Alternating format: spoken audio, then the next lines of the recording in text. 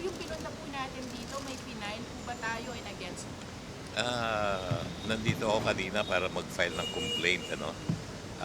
Nag-file ako ng libel charge against two people, no. One is si Mar Balbuena at saka si Ira Panganiban. Sir, bakit po? Ano po yung mga sinabi nila against? Marami silang accusations, no, na ako daw ay tumanggap ng pera, no, suhol, no, which hindi naman totoo. Kaya gusto ko lang protektahan yung aking pangalan na inalagaan ko for almost 45 years. Sir, clarify lang namin. Traditional libel, sir, or cyber libel? Cyber libel. Okay, yun lang. Sorry, on another topic, sir, can we just get your reaction? May mga huminiing daw po ng resignation ng ninyo, specifically si Mr. Balbuena din ata, nagsabi din po. Bakit ko naman papatulan yung request ni Balbuena, no? Napaka-irresponsabling transport leader niyan. Kaya nga nag-file ako ng kaso against him. Opo. Sir, yung tungkol naman kay Mr. Tumbado, meron po ba tayong additional pananalaman or for you, tapos na po ba yung issue niya? Ongoing pa rin naman po yung pagpapatawag sa kanya ng NBI? Yung kaso ni Tumbado, nang pinag-uubayan na namin yan sa NBI, no? Although meron kaming internal investigation tungkol naman kay Chairman Guadis at kay Tumbado rin. Opo. Sir, initially, meron na po ba tayong nakuha dun sa internal investigation? Meron na, and meron na kaming sinabit na report, initial report sa Office of the President. Opo. Sir, can you reveal kahit kaunti? dun sa Hintayin na lang muna initial natin, report yung talagang statement namin. No? Well, I'm not ready to issue that statement yet. So, si Tumbado po ba nakausap? Kasi po si Chairman Juarez na siya po nakapag-usap. Kayo po ba nakapag-usap? Tumawag siya sa akin at sinabi niya na wala daw siyang statement na ako ay may involvement dito sa katiwalian na ito. Yun ang itinawag niya sa akin. Alam mo, si Tumbado, hindi ko siya kilala, no? Hindi ko matandaan kung na-meet ko na siya, no? And nakalungkot nga na nagkaroon ng ganitong mga accusations, no?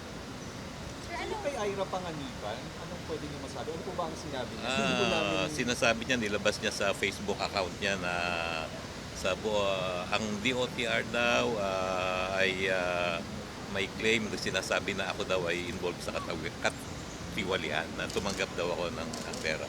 Parang same sa sinasabi niyo ba? Yes. Mensahe dun sa mga sumusuporta sa inyo na transport operators, mga pang-host ni Balbuena. Alam mo, yung mga transport operators, nagtutulong-tulungan kami para ma-implement natin yung ating PUP modernization program. No?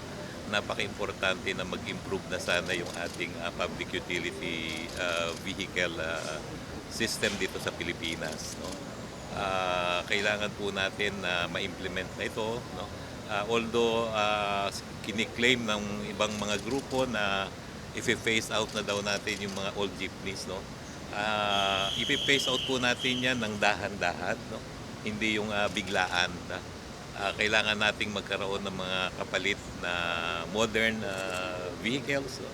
Yung vehicles na magko-conform sa tinatawag natin na Philippine National Standard, no? Out of almost 180,000 jeepney na nag-ooperate dito sa Pilipinas, almost 7,000 pa lang yung na-modernize natin, no?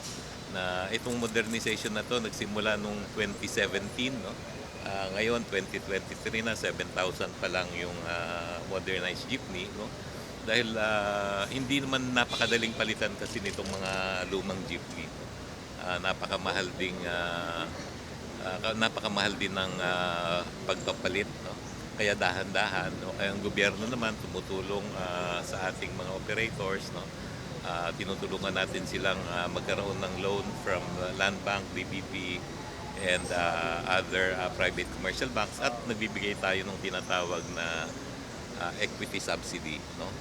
So yung sinasabi na i-phase out yung jeepney agad ay hindi totoo yun, no?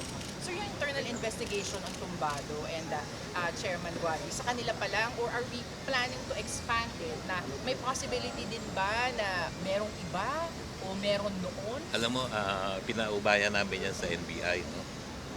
Kasi ayaw din namin na kami lang, kasi may mga claim nga na pag DOTR daw ang mag-iimbestiga ay magkaroon ng whitewash, kaya nanawagan ako sa NBI na sana tulungan kami, no? So I officially wrote to Director De Limos, no, to conduct an investigation at ito nga ay ongoing. Sir, last na lang, sir, baka sabihin ng critics, baka mag-create ng chilling effective libel sa mga critics ninyo. Ay tingnan na lang, hintayin na lang natin yung magiging result ng proseso, no? May proseso naman yan, eh, no? So hintayin na lang natin. Internal investigation. Okay. Thank you. Matapos. Okay na, okay na. Expected matapos, sir, yung Kailan internal matatapos yun? investigation. Yung internal investigation namin, hopefully matapos within the month.